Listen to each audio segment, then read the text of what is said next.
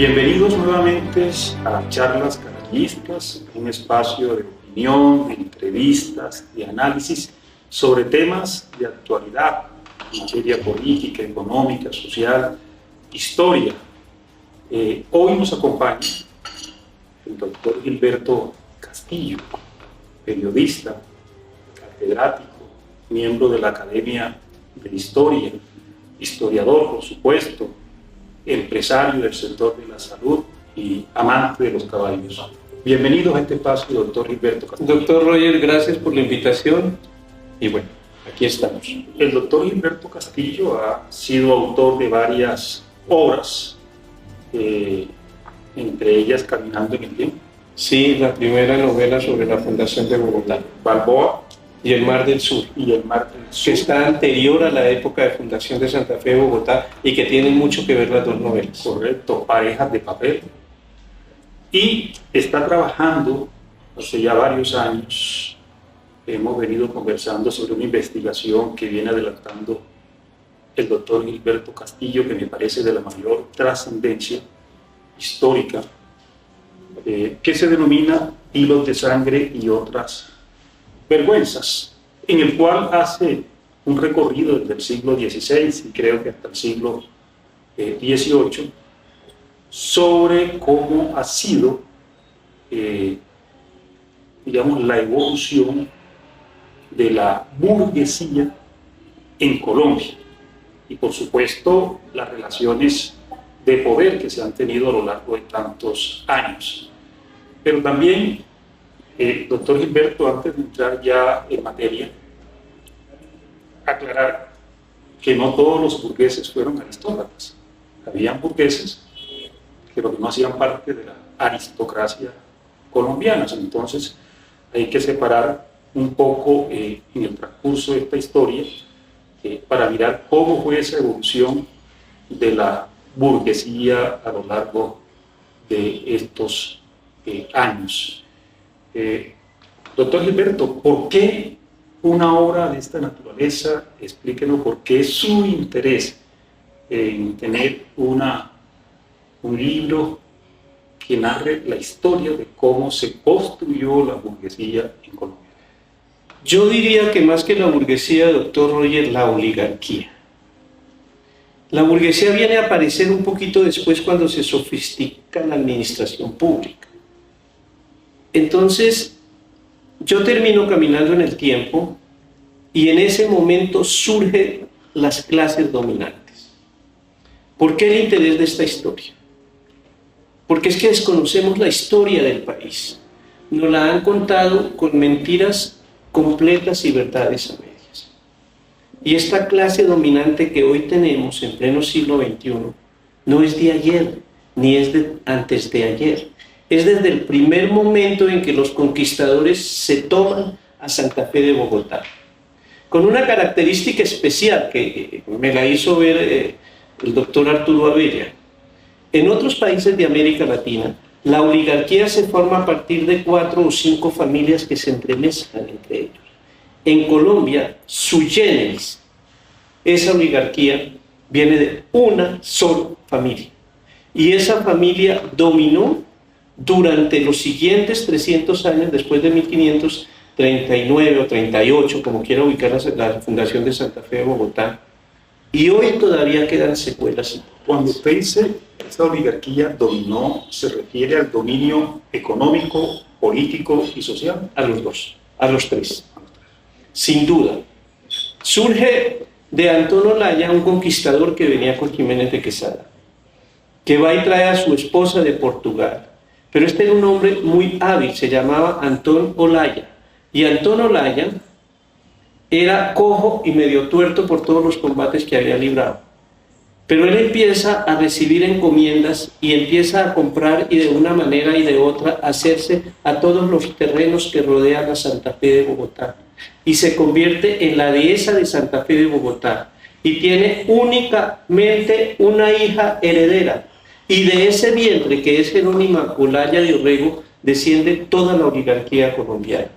Desde un primer momento hay una unión de apellidos, de matrimonios y de consanguinidades que van a defender la situación dominante de esa familia, se convierte en la familia más importante en 1500 y de ahí para acá sus sucesivos matrimonios, que muchos tienen incesto, los hacen precisamente para mantener el dominio político, económico, social. Y hay casos en que tú encuentras niñas de 14 años casándose con hombres de 42 y mantienen la hegemonía, y esa hegemonía sigue de para acá. Y a partir del siglo XVII surge la burguesía, porque los pueblos, los cargos de la administración empiezan a ser tomados por los criollos. No todos los cargos, los más importantes se quedaban para los españoles. Pero llega un momento en que se toman todo, lentamente, despacio, todo muy diseñado y muy trabajado. ¿Cuáles son las familias que hacen parte de este trasegar histórico que constituye la burguesía, la oligarquía? Aquí sí saco papel para ser más preciso. Y por supuesto la aristocracia al final, porque pues hay una aristocracia que es la que se toma los cargos de administración, que se toma los cargos de poder, pero que representan en este momento la corona española. Sí, se lo voy a decir. Con Jiménez de Quesada llegan los Maldonado de Mendoza, los Olaya, los Orrego, que ya han desaparecido, los Ospina, los Venegas, los Berrío, los Caicedo, mire, ojo, los Dávila, los Ponces de León y los Ospinas. Después de ellos llegan los Parzana, los Sanz de Santa María, aquí te estoy hablando del siglo XVIII un poquito, los Sanz de Santa María, los Vélez de Guevara, los Ricaurte y los Camacho, los Herrera Sotomayor, los Prieto Salazar, los Ortega, los Lozanos de Peralta, los Álvarez de Casar, los González Marricas, los Carreño, los Porto, los Nariño y los Brod. Todos ellos vienen trabajando en torno a la nómina oficial y se convierten en los grandes manejadores. Sería bueno, pero no le escuché ni los Castillo ni los Carrillo. No, esos todavía no, esos aparecen mucho después. Entonces, ¿qué pasa, Roger? Que se van tejiendo y van rodeando la nómina oficial hasta que se apoderan de ella los criollos, con un atenuante. Cuando llega Gutiérrez de Piñeres a ponerle fiscalía a todo esto, a ser un fiscal, encuentra que los Nariño, los Álvarez, se han apoderado completamente de la administración pública. Y cuando él trata de desbaratar esa maraña burocrática que gira en torno a la nómina, como gira hoy, se apoderan de la nómina y de los puestos del presupuesto, dice: si los saco a todos, me quedo sin empleados. Entonces la administración pública en ese momento se iba a quedar sin empleados y le tocó sacarlos a uno por uno. Pero Antonio Nariño, el precursor, y su familia era dueña de la administración. Es aterrador. Ahora, el libro tiene ya un espacio temporal. Llega hasta el momento de la revolución de los comuneros. Porque es que la revolución de los comuneros no la armaron los pobres. La revolución de los comuneros la armaron los ricos criollos, con el marqués de San Jorge a la cabeza, que viene de esa Olaya que yo te comenté y de Jerónima de Orrego, de ese primer conquistador que rodea con propiedades a Santa Fe de Bogotá. Y él tiene que pagar un impuesto. Entonces ellos organizan con Manuela Beltrán en el Socorro la revolución de los comuneros. Y se asustan cuando 25.000 comuneros vienen hacia Bogotá y dicen: esto hay que tenerlo. Entonces, después de que crean el tigre, se asustan con el cuero. Pero antes de la revolución de los comuneros me llama la atención el papel que han jugado las mujeres en las relaciones de poder en Colombia. Esa pregunta es muy importante, porque por ejemplo en el caso de la dehesa de Bogotá, que es lo que termina siendo la finca de Antón Olaya, la que él crea, dueña de 30.000 hectáreas, nadie ha sido capaz de calcular. Comprendía Mosquera, comprendía parte de Tabio, parte de Teno. Las herederas encomenderas, por ser hijas mayores, porque es que aquí se aplica el mayorazgo y lo heredan las mujeres, esas mujeres son como 3 o 4 las encomenderas y se encargan de mantener las propiedades intactas.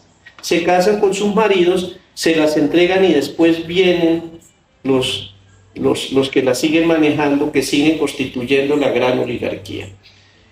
¿Qué es lo que pasa? Por ejemplo, los Ospina, que llegan en el siglo XVIII, a finales del siglo XVII, De ahí descienden el presidente Ospina Pérez, el presidente Pedronel Ospina, fundador del Partido Conservador, y el presidente Pedronel Ospina y Mariano Ospina Rodríguez, fundador del Partido Conservador. De Francisco de Paula Santander desciende de un sargento que era de la Inquisición en Cartagena, tiene amores con una bruja que se llama Lorenzana, se vuela a España porque lo amenazan por tener relaciones con la bruja, la Inquisición, va y compra la gobernación de Santa Marta y regresa. Después lo hunden por corrupto en la cárcel, pero de ahí desciende Francisco de Paula Santander. Y José María Vergara y Vergara, el gran fundador de la Academia Colombiana de Historia, Roger, desciende del segundo director que tuvo la Casa de la Moneda, que no tenía ningún control e imprimía las monedas a su antojo, echaba al bolsillo, repartía otras. Entonces, toda esta clase dominante tiene siempre un pecado atrás. O sea, que lo que tú puedes concluir que a lo largo de 3 siglos, unas solas familias han venido manejando la oligarquía colombiana y, por supuesto, el poder político del país. Y el cobro de la nómina oficial. Y el cobro de la nómina oficial. Uno lo que podría decir entonces es que vemos cómo el poder, digamos, se ha ido trasplantando en la misma planta. Entre familias. Sí. De esa familia, lo que uno puede llamar que ahí, no sé si uno pudiera llamar corrupción, si uno puede llevar esto a... Déjame y te hablo de la corrupción. Sí. Es que el común denominador de todo esto ha sido la corrupción.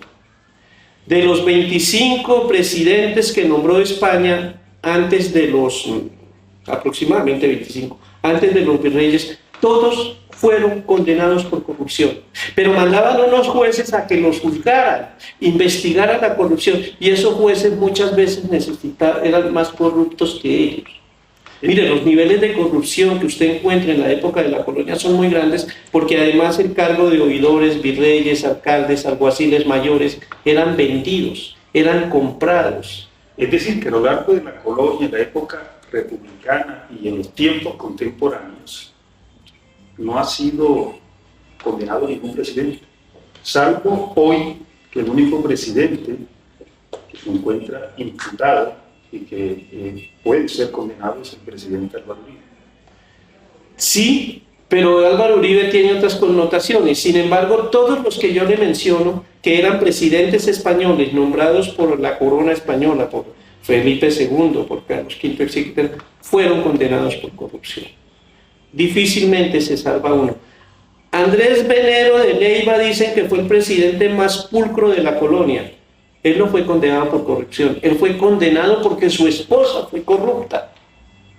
Entonces, la corrupción es algo que viene de España, llega a los genes españoles y lo heredamos nosotros. Mi pregunta muchas veces es cómo nos quitamos el estigma de la corrupción de encima, doctor Roger. Lo he pensado, me he trasnochado pensando cómo hacerlo si es algo que está en la sangre. Y he llegado a la conclusión de que es un acto de voluntad. Es un tema cultural, por supuesto, es un tema también de educación y, por supuesto, de tener unas instituciones sólidas, más transparentes, y, por supuesto, esto tiene que ver también con temas de democracia, con temas que tienen que ver con la forma de gobernar.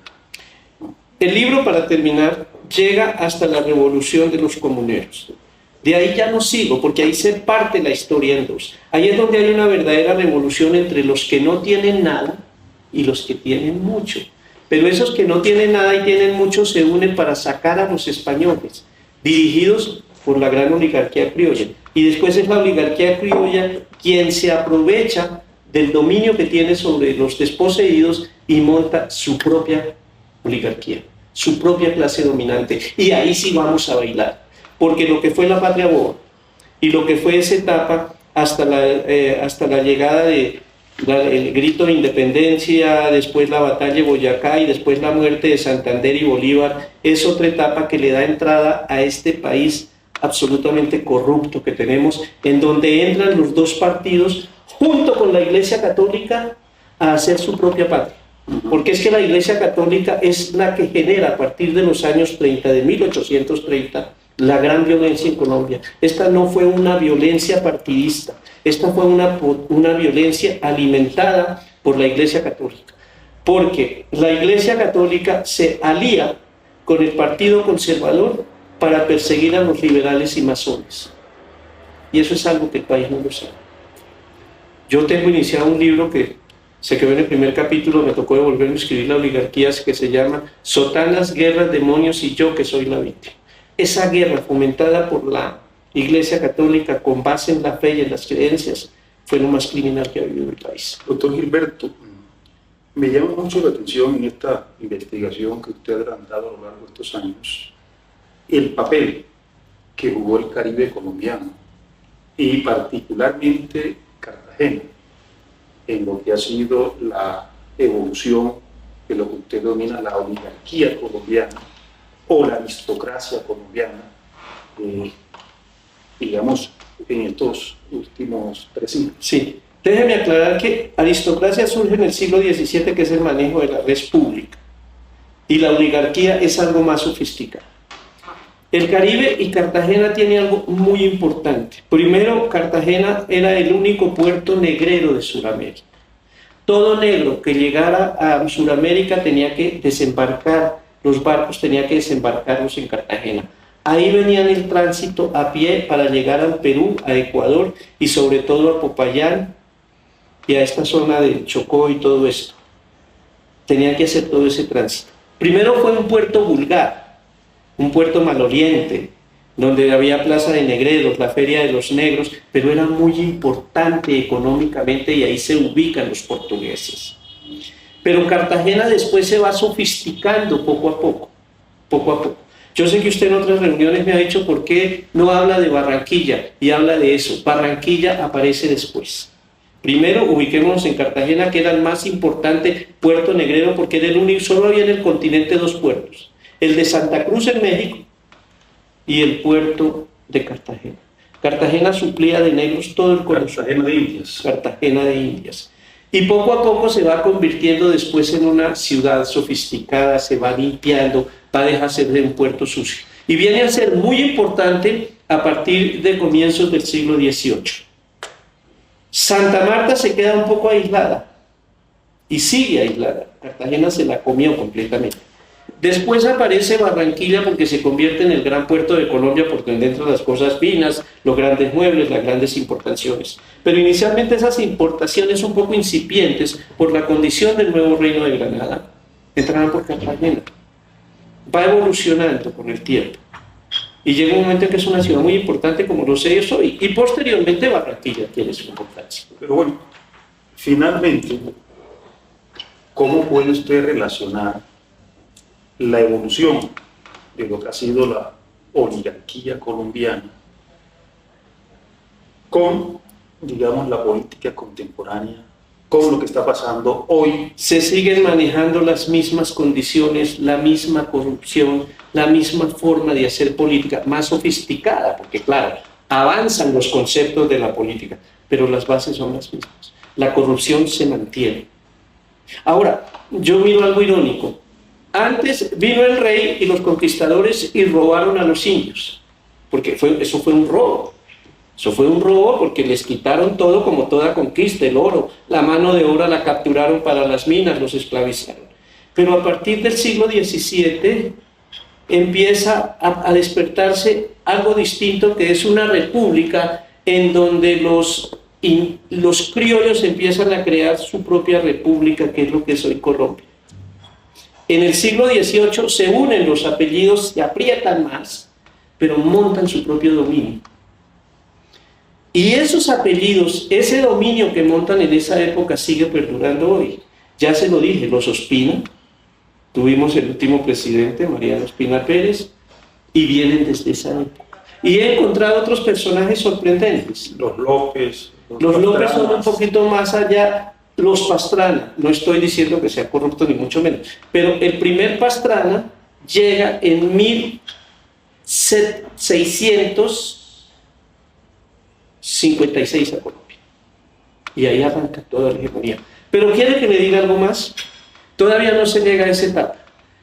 Con Gonzalo Jiménez de Quesada vino el capitán Juan de Toro, un hombre muy bien plantado. Lo trajo Jiménez de Quesada a su regreso, después de que va a España, conquista, rinde cuentas de la conquista, paga multas, lo trae. Y de ese Juan del Toro descienden 17 primeras damas. Si ahí no hay oligarquía, mi querido doctor, ¿dónde está? La última primera dama que desciende fue Ana Milena Muñoz de Gaviria, la esposa de César Gaviria Trujillo. Claro, hablamos de distancias grandes, este era un cholo, un bisabuelo, qué sé yo. Pero ahí están, las mismas con los mismos. Y eso lo tiene que saber el país. Yo estoy desenmascarando un poco esa historia porque es que estamos hablando de un país que queremos transformar, pero no lo conocemos. Entonces, la conclusión es que ha habido una hegemonía Total. A lo largo de 3 o 4 siglos que han venido manejando el poder económico, el poder político, el poder social en este país. Y capturando la nómina oficial. Y sin embargo, yo no creo que hay que reconocer que ha habido transformaciones importantes. Sin duda. Sí, a lo largo de la historia en materia de la consolidación de la democracia, de las instituciones, del equilibrio del poder, de la participación política, que son, digamos, muy positivos, pero que por supuesto falta mucho todavía, mucho recorrido. Pero yo creo que en los próximos años quienes lleguen a ostentar el poder tienen unos retos inmensos, y es la consolidación de la democracia, que es mantener unas instituciones fuertes, es disminuir la pobreza en este país y las desigualdades, generar menos odios, ¿sí? Un país donde quepamos todos, porque llevamos 60 años de guerras, de violencias, pero eso tal vez la guerra más grande donde solo han muerto colombianos y pobres, porque nadie nos ha invadido nunca. Así es. Ahora, todavía vivimos la República de los Cuñados, que se creó en el siglo XVII. Ese es un capítulo muy preciso en el libro, la República de los Cuñados. La seguimos viviendo. Ahí la tenemos, no la hemos podido desbaratar. ¿Quién la desbarata? Yo creo que no hay voluntad política para desbaratarla porque está montada. Está montada. ¿Quién la desbarata? La desbarata el voto a conciencia. Eso no quiere decir que no llegue otra oligarquía, porque esto se retroalimenta. Pero déjeme decirle que en el siglo XVII, con la República de los Primos, surge la burocracia pura. Pero la oligarquía está aquí y se retroalimenta de esta burocracia, y la burocracia se alimenta de la oligarquía. Son dos ¿cómo se podría decir? Dos posiciones muy distintas. Por eso el libro se llama La historia de la oligarquía en Colombia y otras vergüenzas. Sin duda alguna será un libro apasionante que habrá que leer, que será obligatorio porque quien no conoce la historia está obligado a leerla. Doctor Gilberto, muchas gracias por acompañarnos en estas charlas carrillistas. Esperemos que esta no sea la última. En otra ocasión lo tendremos nuevamente aquí de invitado para hablar sobre lo que está pasando en este país. Estamos en unos momentos complejos, ¿no? Como ha sido la política en Colombia a lo largo de la historia. Pero también tenemos que decir que hay una ciudadanía firme, que hay una democracia en medio de las dificultades estable, que se mantiene, que ha soportado todas las embestidas y las dificultades a lo largo de la historia de Colombia. Muchas gracias. A usted, muchas gracias.